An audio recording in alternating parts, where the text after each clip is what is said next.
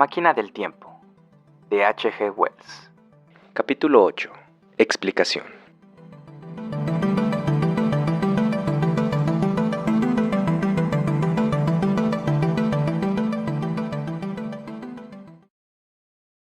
Hasta donde podía ver, el mundo entero desplegaba la misma exuberante riqueza en el valle del Támesis.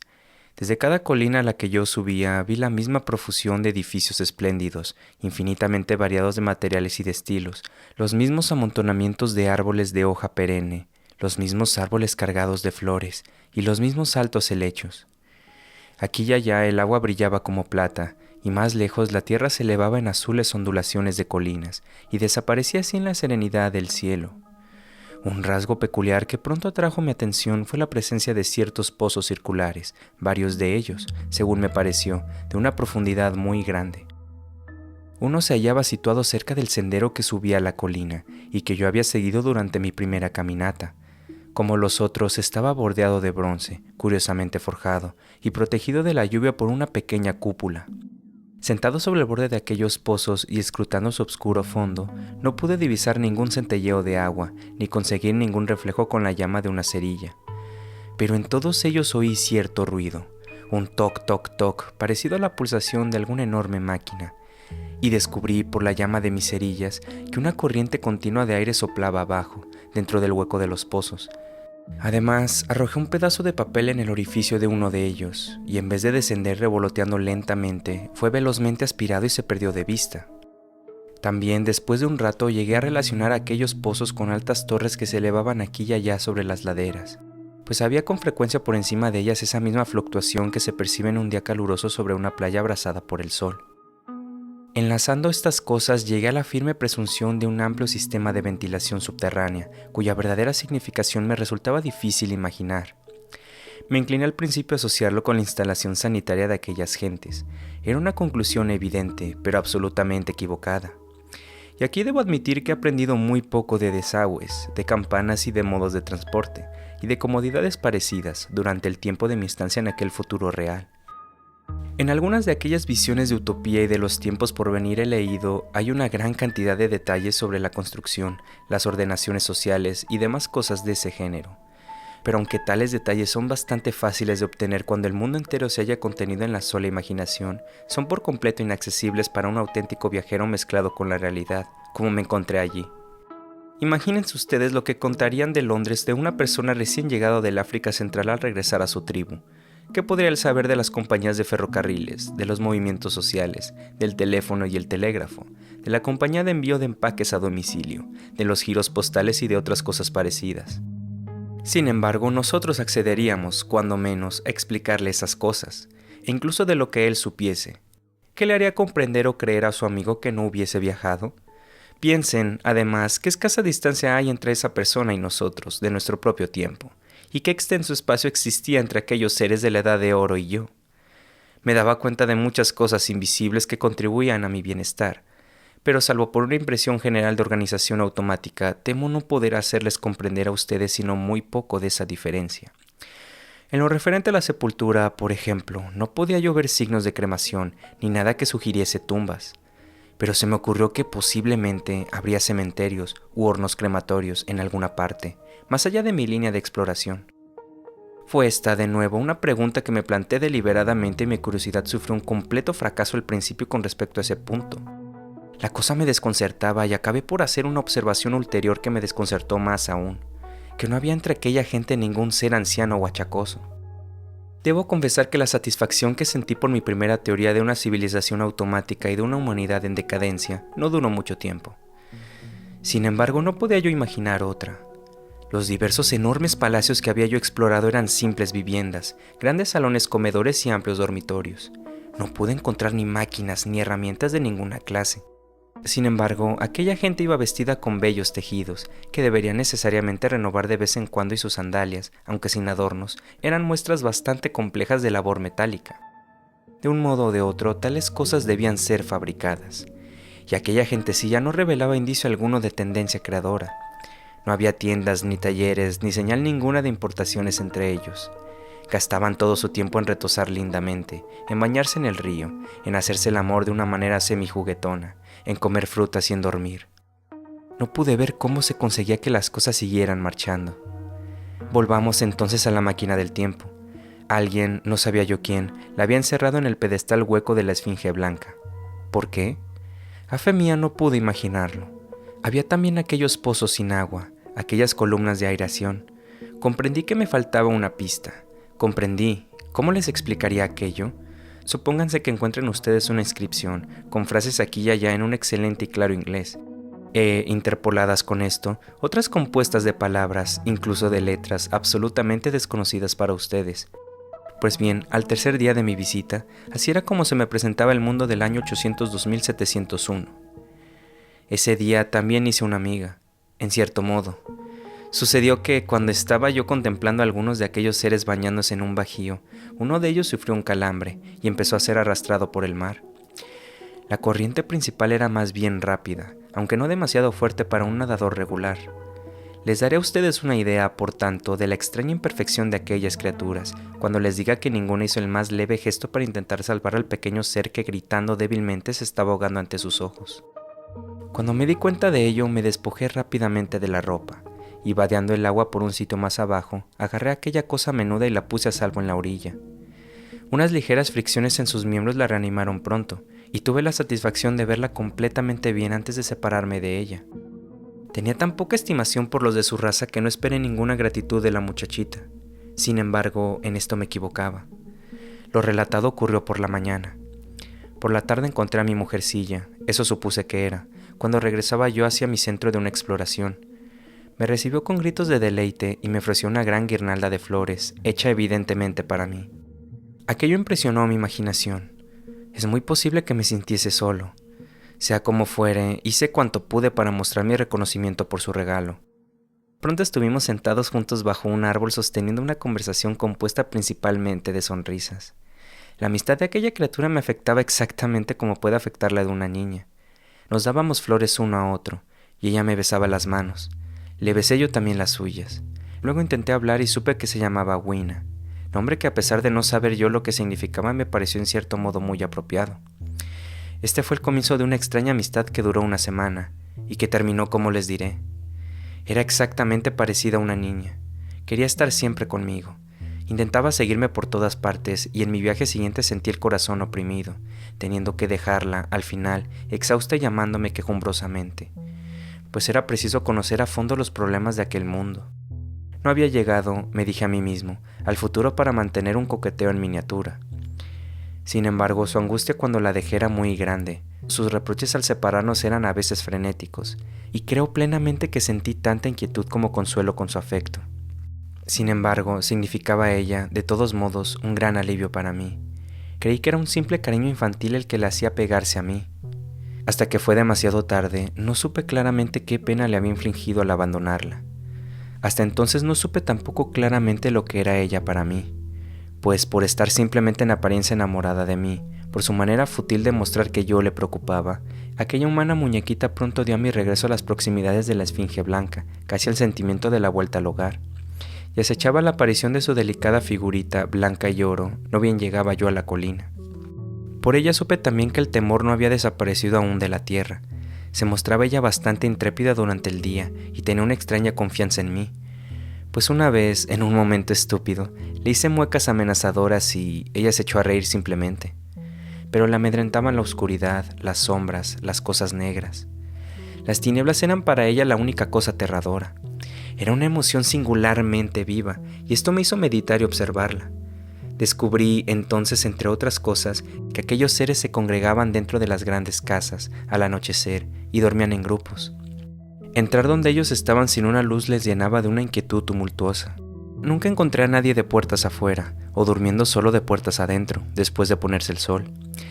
Sin embargo, fui tan estúpido que no comprendí la lección de ese temor, y pese a la angustia de Wina, me obstiné en acostarme apartado de aquellas multitudes adormecidas. Esto le inquietó a ella mucho, pero al final su extraño afecto por mí triunfó, y durante las 5 noches de nuestro conocimiento, incluyendo la última de todas, durmió ella con la cabeza recostada sobre mi brazo. Pero mi relato se me escapa mientras les hablo a ustedes de ella. La noche anterior a su salvación debía despertarme al amanecer. Había estado inquieto, soñando muy desagradablemente que me ahogaba y que unas anémonas de mar me palpaban la cara con sus blandos apéndices. Me desperté sobresaltado, con la extraña sensación de que un animal gris acababa de huir de la habitación. Intenté dormirme de nuevo, pero me sentía desasosegado y a disgusto. Era esa hora incierta y gris en que las cosas acaban de surgir de las tinieblas, cuando todo es incoloro y se recorta con fuerza, aún pareciendo irreal. Me levanté, fui al gran vestíbulo y llegué así hasta las losas de piedra delante del palacio. Tenía intención, haciendo virtud de la necesidad, de contemplar la salida del sol. La luna se ponía, y su luz moribunda y las primeras palideces del alba se mezclaban en una semiclaridad fantasmal.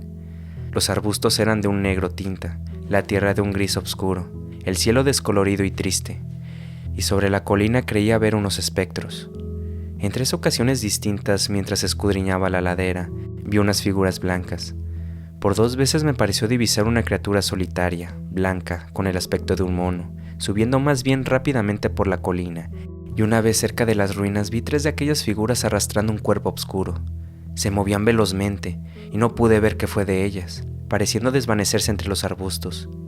El alba era todavía incierta, como ustedes comprenderán, y tenía yo esa sensación helada, confusa, del despuntar del alba que ustedes conocen tal vez. Dudaba de mis ojos. Cuando el cielo se tornó brillante al este y la luz del sol subió y esparció una vez más sus vivos colores sobre el mundo, escruté profundamente el paisaje, pero no percibí ningún vestigio de mis figuras blancas. Eran simplemente seres de la media luz. Deben de haber sido fantasmas, me dije. Me pregunto qué edad tendrán. Pues una singular teoría de Grant Allen vino a mi mente y me divirtió. Si cada generación fallece y deja fantasmas, argumenta él, el mundo al final estará atestado de ellos. Según esa teoría, habrían crecido de modo innumerable dentro de unos 800.000 años a contar de esta fecha, y no sería muy sorprendente ver 4 a la vez. Pero la broma no era convincente, y me pasé toda la mañana pensando en aquellas figuras, hasta que gracias a Wina logré desechar ese pensamiento. Las asocié de una manera vaga con el animal blanco que había yo asustado en mi primera y ardorosa busca de la máquina del tiempo. Pero Wina era una grata sustituta. Sin embargo, todas ellas estaban destinadas pronto a tomar una mayor y más implacable posesión de mi espíritu. Creo haberles dicho cuanto más calurosa que la nuestra era la temperatura de esa edad de oro. No puedo explicarme por qué. Quizá el sol era más fuerte o la tierra estaba más cerca del sol. Se admite, por lo general, que el sol se irá enfriando constantemente en el futuro. Pero la gente poco familiarizada con teorías tales como las de Darwin olvida que los planetas deben finalmente volver a caer uno por uno dentro de la masa que los engendró. Cuando esas catástrofes ocurran, el Sol llameará con renovada energía, y puede que algún planeta interior haya sufrido esa suerte. Sea cual fuera la razón, persiste el hecho de que el Sol era mucho más fuerte que el que nosotros conocemos. Cuando intentaba resguardarme del calor y de la reverberación entre algunas ruinas colosales cerca del gran edificio donde dormía y comía, ocurrió una cosa extraña. Encaramándome sobre aquel montón de mampostería, encontré una estrecha galería cuyo final y respiradero laterales estaban obstruidos por masas de piedras caídas. En contraste con la luz deslumbrante del exterior, me pareció el principio de una obscuridad impenetrable. Entré a tientas, pues el cambio de la luz a las tinieblas hacía surgir manchas flotantes de color ante mí. De repente me detuve como hechizado. Un par de ojos, luminosos por el reflejo de la luz de afuera, me miraba fijamente en las tinieblas. El viejo instintivo terror a las fieras se apoderó nuevamente de mí. Apreté los puños y miré con decisión aquellos brillantes ojos. Luego, el pensamiento de la absoluta seguridad en que la humanidad parecía vivir se apareció en mi mente. Y después recordé aquel extraño terror a las tinieblas. Dominando mi pavor hasta cierto punto, avancé un paso y hablé. Confesaré que mi voz era bronca e insegura. Extendí la mano y toqué algo suave. Inmediatamente los ojos se apartaron y algo blanco huyó rozándome. Me volví con el corazón en la garganta y vi una extraña figurilla de aspecto simiesco, sujetándose la cabeza de una manera especial, cruzar corriendo el espacio iluminado por el sol, a mi espalda. Chocó contra un bloque de granito, se tambaleó, y en un instante se ocultó en la negra sombra bajo otro montón de escombros de las ruinas. La impresión que recogí de aquel ser fue, naturalmente, imperfecta, pero sé que era de un blanco desvaído, y que tenía unos ojos grandes y extraños de un rojo grisáceo, y también unos cabellos muy rubios que le caían por la espalda, pero como digo, se movió con demasiada rapidez para que pudiese verle con claridad. No puedo decir siquiera si corría a 4 pies, o tan solo manteniendo sus antebrazos muy bajos. Después de unos instantes de detención le seguí hasta el segundo montón de ruinas. No pude observarle al principio, Pero después de un rato, entre la profunda oscuridad, llegué a una de aquellas aberturas redondas y parecidas a un pozo de que ya les he hablado a ustedes, semi-obstruida por una columna derribada. Un pensamiento repentino vino a mi mente. ¿Podría aquella cosa haber desaparecido por dicha abertura abajo?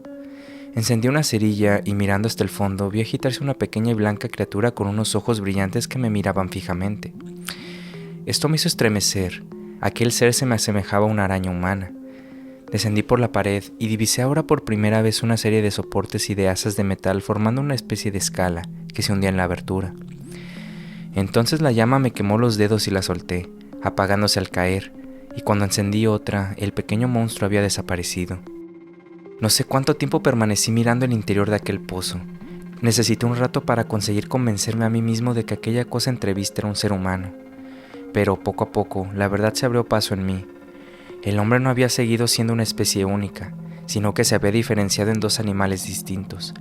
Las graciosas criaturas del mundo superior no eran los únicos descendientes de nuestra generación, sino que aquel ser pálido, repugnante, nocturno, que había pasado fugazmente ante mí, era también el heredero de todas las edades. Pensé en las columnas de aireación en mi teoría de una ventilación subterránea. Empecé a sospechar su verdadera importancia. ¿Y qué viene a ser, me pregunté, este lémur en mi esquema de una organización perfectamente equilibrada? ¿Qué relación podía tener con la indolente serenidad de los habitantes del mundo superior? ¿Y qué se ocultaba debajo de aquello en el fondo de aquel pozo? Me senté sobre el borde diciéndome que, en cualquier caso, no había nada que temer y que debía yo bajar allí para solucionar mis apuros. Y al mismo tiempo me aterraba en absoluto bajar. Mientras vacilaba, dos de los bellos seres del mundo superior llegaron corriendo en su amoroso juego desde la luz del sol hasta la sombra. El varón perseguía a la hembra, arrojándole flores en su huida. Parecieron angustiados de encontrarme, con mi brazo apoyado contra la columna caída y escrutando el pozo. Al parecer estaba mal considerado el fijarse en aquellas aberturas, pues cuando señalé esta junto a la cual estaba yo e intenté dirigirles una pregunta sobre ello en su lengua, se mostraron más angustiados aún y se dieron la vuelta. Pero les interesaban mis cerillas y encendí unas cuantas para divertirlos. Intenté de nuevo preguntarles sobre el pozo y fracasé otra vez. Por eso los dejé enseguida, a fin de ir en busca de Wina y ver qué podía sonsacarle. Pero mi mente estaba ya trastornada. Mis conjeturas e impresiones se deslizaban y enfocaban hacia una nueva interpretación. Tenía ahora una pista para averiguar la importancia de aquellos pozos, de aquellas torres de ventilación, de aquel misterio de los fantasmas. Y esto sin mencionar la indicación relativa al significado de las puertas de bronce y de la suerte de la máquina del tiempo. Y muy vagamente hallé una sugerencia acerca de la solución del problema económico que me había desconcertado. He aquí mi nuevo punto de vista. Evidentemente, aquella segunda especie humana era subterránea. Había en especial 3 detalles que me hacían creer que sus raras apariciones sobre el suelo eran la consecuencia de una larga y continuada costumbre de vivir bajo tierra. En primer lugar estaba el aspecto lívido común a la mayoría de los animales que viven prolongadamente en la oscuridad. El pez blanco de las grutas del Kentucky, por ejemplo. Luego, aquellos ojos con su facultad de reflejar la luz son rasgos comunes en los seres nocturnos, según lo demuestran el búho y el gato. Y por último, aquel patente desconcierto a la luz del sol, y aquella apresurada y sin embargo torpe huida hacia la oscura sombra, y aquella postura tan particular de la cabeza mientras estaba a la luz. Todo esto reforzaba la teoría de una extremada sensibilidad de la retina. Bajo mis pies, por tanto, la tierra debía estar inmensamente socavada y aquellos socavones eran la vivienda de una nueva raza. La presencia de tubos de ventilación y de los pozos a lo largo de las laderas de las colinas, por todas partes en realidad, excepto a lo largo del valle por donde corría el río, revelaba cuán universales eran sus ramificaciones. ¿No era muy natural entonces suponer que era en aquel mundo subterráneo donde se hacía el trabajo necesario para la comodidad de la raza que vivía a la luz del sol? La explicación era tan plausible que la acepté inmediatamente y llegué hasta imaginar el porqué de aquella diferenciación de la especie humana. Me atrevo a creer que prevén ustedes la anchura de mi teoría, aunque pronto comprendí por mí mismo cuán alejada estaba de la verdad. Al principio, procediendo conforme a los problemas de nuestra propia época, me parecía claro como la luz del día que la extensión gradual de las actuales diferencias meramente temporales y sociales entre el capitalista y el trabajador eran la clave de la situación entera. Sin duda les parecerá a ustedes un tanto grotesco y disparatadamente increíble, y sin embargo, aún ahora existen circunstancias que señalan este camino. Hay una tendencia a utilizar el espacio subterráneo para los fines menos decorativos de la civilización. Hay, por ejemplo, en Londres el metro. Hay los nuevos tranvías eléctricos, hay pasos subterráneos, talleres y restaurantes subterráneos que aumentan y se multiplican. Evidentemente, pensé, esta tendencia ha crecido hasta el punto que la industria ha perdido gradualmente su derecho de existencia al aire libre. Y quiero decir que se había extendido cada vez más profundamente y cada vez en más y más amplias fábricas subterráneas, consumiendo una cantidad de tiempo sin cesar creciente, hasta que al final, aún hoy día, es que un obrero del East End no vive en condiciones de tal modo artificiales que prácticamente está separado de la superficie natural de la Tierra. Además, la tendencia exclusiva de la gente rica, debida, sin duda, al creciente refinamiento de su educación y al amplio abismo en aumento entre ella y la ruda violencia de la gente pobre, la lleva ya a acotar, en su interés, considerables partes de la superficie del país. En los alrededores de Londres, por ejemplo, tal vez la mitad de los lugares más hermosos están cerrados a la intrusión. Y ese mismo abismo creciente que se debe a los procedimientos más largos y costosos de la educación superior y a las crecientes facilidades y tentaciones por parte de los ricos, hará que cada vez sea menos frecuente el intercambio entre las clases y el ascenso en la posición social por matrimonios entre ellas, que retrasa actualmente la división de nuestra especie a lo largo de líneas de estratificación social. De modo que, al final, sobre el suelo habremos de tener a los poseedores, buscando el placer, el bienestar y la belleza, y debajo del suelo a los no poseedores. Los obreros se adaptan continuamente a las condiciones de su trabajo. Una vez allí tuvieron, sin duda, que pagar un cañón nada reducido por la ventilación de sus cavernas, y si se negaban los mataban de hambre o los asfixiaban para hacerles pagar los atrasos. Los que habían nacido para ser desdichados o rebeldes murieron, y finalmente, al ser permanentemente el equilibrio, los supervivientes acabaron por estar adaptados a las condiciones de la vida subterránea y tan satisfechos en su medio como la gente del mundo superior en el suyo. Por lo que, me parecía, la refinada belleza y la palidez marchita se seguían con bastante naturalidad. El gran triunfo de la humanidad que había yo soñado tomaba una forma distinta en mi mente. No había existido tal triunfo de la educación moral y de la cooperación general como me imaginé.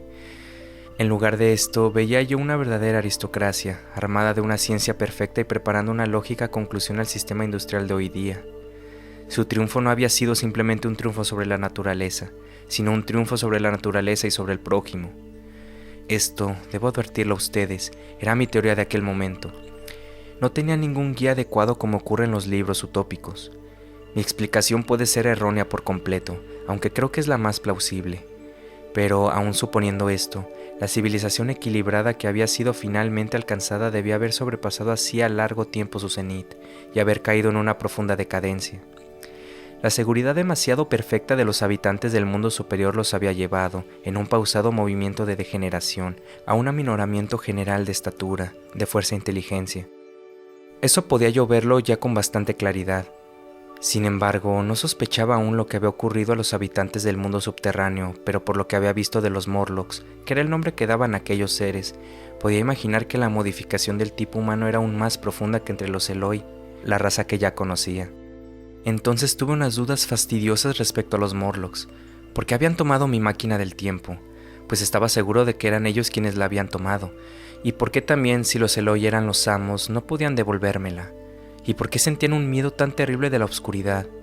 Empecé, como ya he dicho, por interrogar a Wynne acerca de aquel mundo subterráneo, pero de nuevo quedé defraudado. Al principio no comprendió mis preguntas y luego se negó a contestarlas. Se estremecía como si el tema le fuese insoportable, y cuando la presioné, quizá un poco bruscamente, se deshizo en llanto. Fueron las únicas lágrimas, exceptuando las mías, que vi jamás en la Edad de Oro. Viéndola cesé de molestarla sobre los Morlocks, y me dediqué a borrar de los ojos de Wynne aquellas muestras de su herencia humana. Pronto sonrió, aplaudiendo con sus manitas, mientras yo encendía solamente una cerilla.